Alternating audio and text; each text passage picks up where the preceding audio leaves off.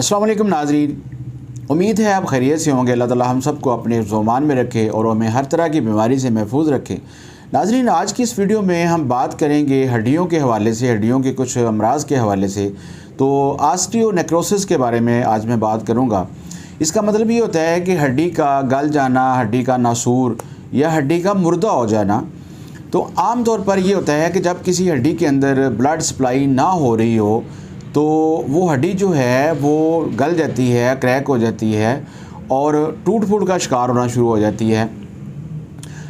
अब इसको vascular necrosis भी कहते हैं।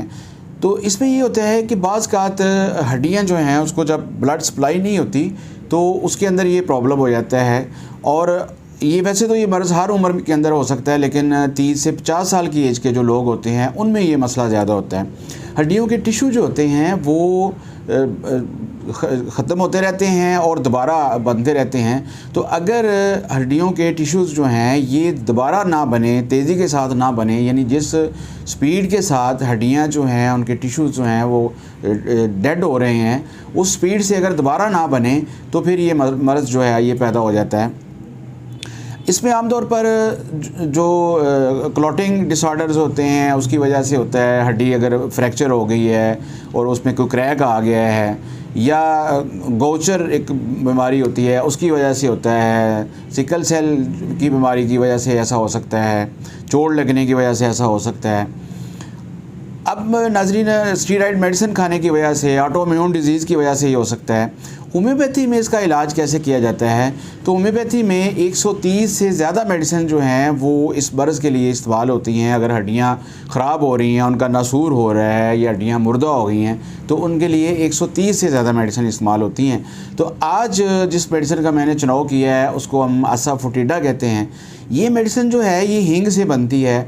और नाज़रीन, आपको पता है कि हींग जो है ये ज़माना कदीम से हर जो तरीका इलाज है उसमें इस्तेमाल होती आ रही है। इसको लोकल और क्रूड फार्म के अंदर भी इस्तेमाल किया जाता है, हर्बलिस्ट भी इसको इस्तेमाल करते हैं, आयुर्वेदिक के अंदर भी इसका इस्तेमाल होता है। और एसाफोटिडा जो है ये ऐसे लोगों की मेडिसिन है जिनको सिफिलिस के बाद ये हड्डियों का मसला हुआ। सिफिलिस एक ऐसी बीमारी है जो कि बैक्टीरियल इन्फेक्शन है जो सेक्सुअल ट्रांसमिटेड डिजीज़ के ज़िम्मे में आती है। यानी जिनसी मिलाप के बाद ये मर्ज़ जो है वो आगे अगर फैला हो और मरीज़ ने पारे का इस्तेमाल ज़्यादा किया हो, क्योंकि इसके अंदर ये होता है कि पीनस के ऊपर या ज़ाय तनासल के ऊपर पेनलेस अल्सर बनता है। सबसे पहले ये मुंह के ऊपर भी बन सकता है, एनस के ऊपर भी बन सकता है ये ज़ख्म जो है। तो उसके लिए अक्सर लोग जो हैं वो पारे का इस्तेमाल करते हैं। तो अगर पारे का इस्तेमाल ज़्यादा किया गया हो और उसके बाद किसी की हड्डियां जो हैं वो डिस्टर्ब हुई हों तो एसाफोटिडा जो है ये बहुत ही ज़बरदस्त मेडिसिन है। फिर इसमें ये होता है कि इसकी ख़ास इलामत ये है कि अगर मरीज़ की हड्डियों में दर्द जो है वो रात के वक्त होता हो और वो दर्द जो है वो थ्रोबिंग पेन हो, तपकन महसूस होती हो, ठीक है ना, तो फिर जो है ये एसाफोटिडा बहुत ही ज़बरदस्त काम करती है।